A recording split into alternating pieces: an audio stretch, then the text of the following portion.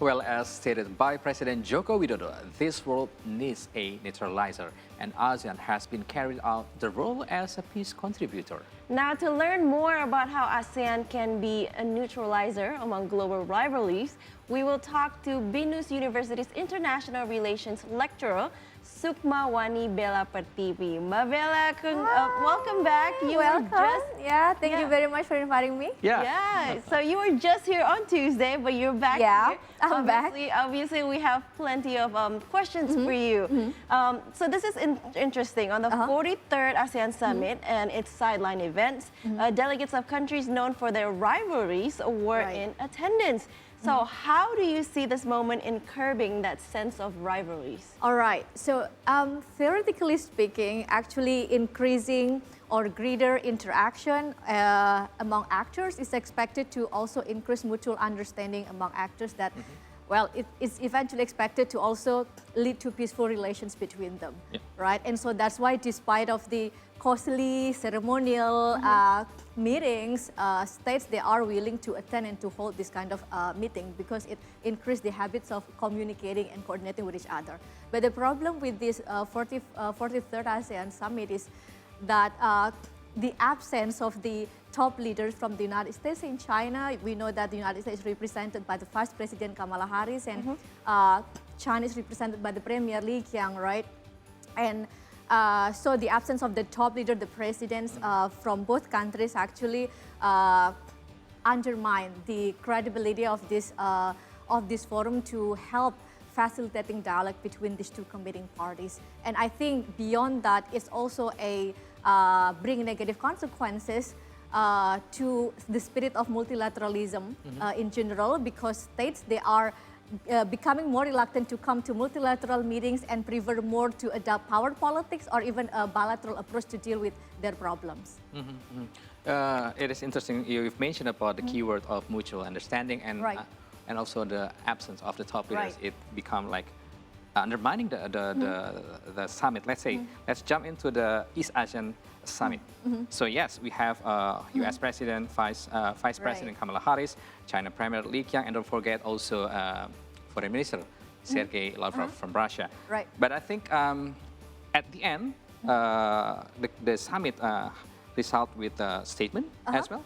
And what do you think about the statement? I think we have to, at the same time, like appreciate because it come with the outcome that even though we know the topic will be so hot, talking about South China Sea disputes, Taiwan maybe, and also the war in Ukraine.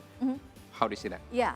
So, I mean, like, despite what we have discussed, the absence of the top leader of these two countries, I mean, after all, there are representatives from these two countries, which actually they are a legitimate representatives, right? So even China said whoever we send to the meeting is represent the voice, the official voice from China, right? So, and then at least from this meeting, these two representatives, they still can.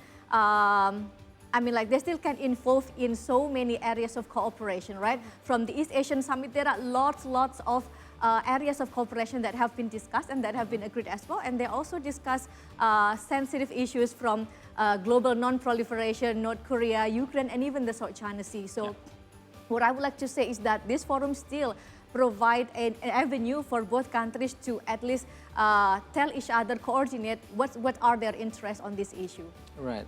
So I'm reading right now the one of the statement from East Asia Summit leaders' statement on maintaining and promoting the region as an epicenter of growth. And there are at least 34 points of statement from the summit yesterday. So when it results with that 34 points, again, how we should appreciate from the diplomacy side for this, because even though that they talk about the hot topics and there may be some like political quarrel within the delegation, but still they produce this statement. Right. So I think, as I said, I mean.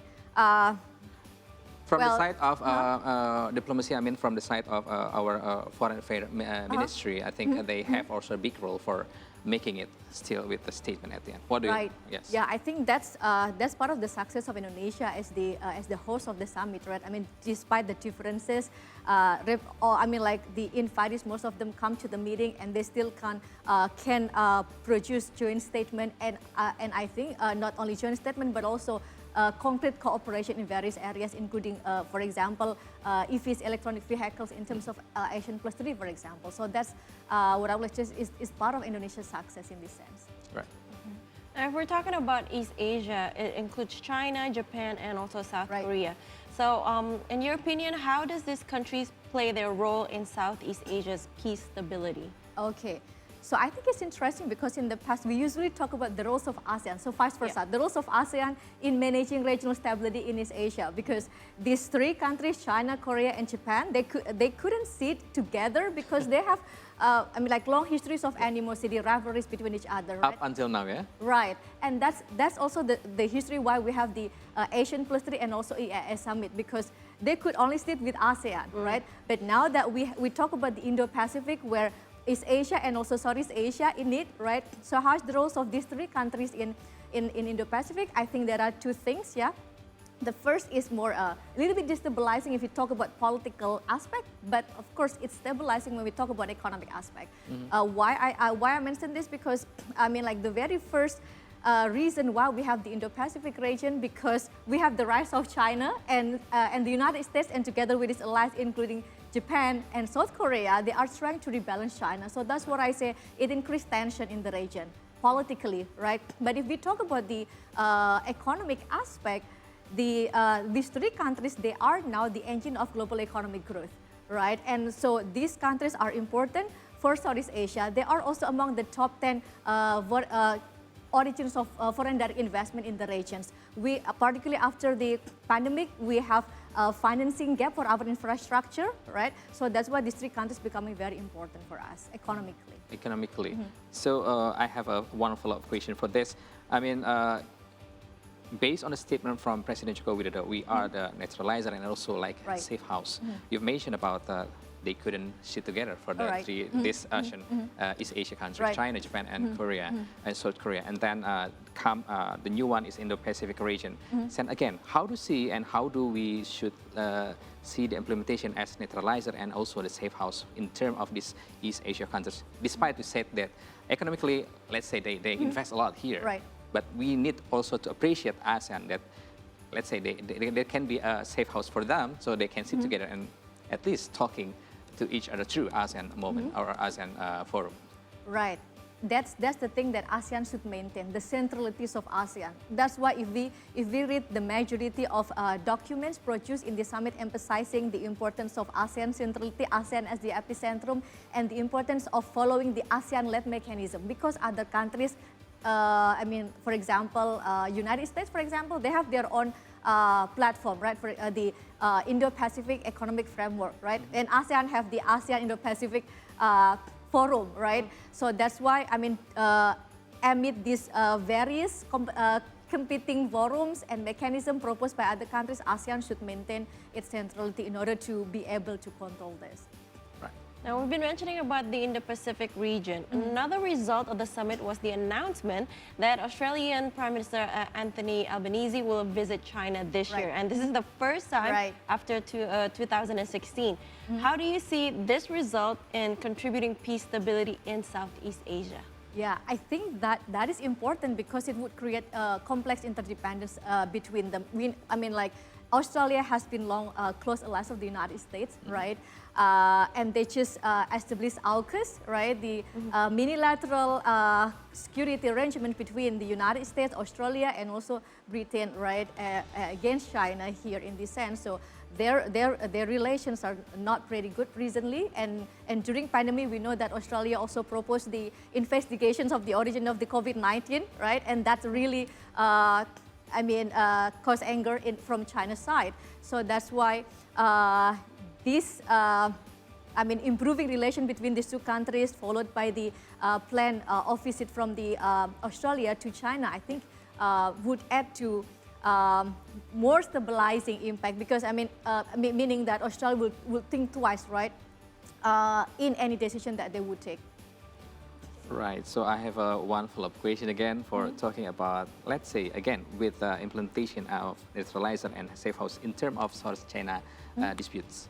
How do you see it manage the issue during the summit? The South China Sea dispute. Yeah. Okay, so first of all, I appreciate that the discussion in the South China Sea dispute still appears in the ASEAN summit, and they also have statement on that, right? But of course, I mean, some criticize that the statement is minimum, yeah? And so, I mean, but we have to also acknowledge that dispute settlement for the South China Sea dispute is, must be among the disputing countries. The roles of ASEAN is more in managing the dispute so that it doesn't disrupt regional stability. So what ASEAN needs is more to push the currently negotiated code of conduct to, I mean, to make it done, binding, so that the dispute would, I mean, like, despite how long it will take, I mean, like, it doesn't disrupt regional stability.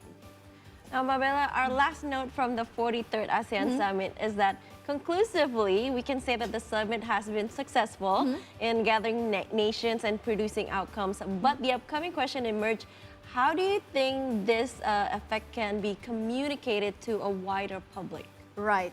Yeah, so more concrete result to the society.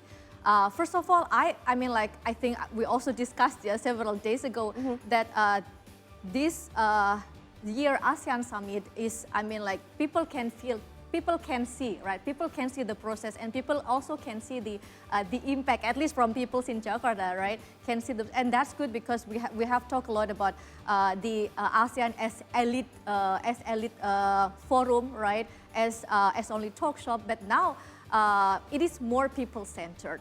So what are then the concrete results from the ASEAN Summit? I think perhaps one example that we can take is the ASEAN +3, that they agree on the quite significant amount of investment on developing electronic vehicle ecosystem in the region, which I think nowadays is important because I mean, like, we need connectivity, we need economic development, and transportation is important, but with climate change, EV is the answer. Interesting. Thank you, Sukmawani, Bela, for coming to the studio and talking, making a conversation, a very comprehensive My pleasure. information after the 43rd of ASEAN Summit. Please do come back, Bela. Okay. All right, everyone, we're going for our first quick break, and when we return, we'll have the latest from Southeast Asia and around the world. Yes, and of course, later during the hour, Russia will bring the topic from the latest from the world of business. So please stay here only on the Rivalries show, only on See Today.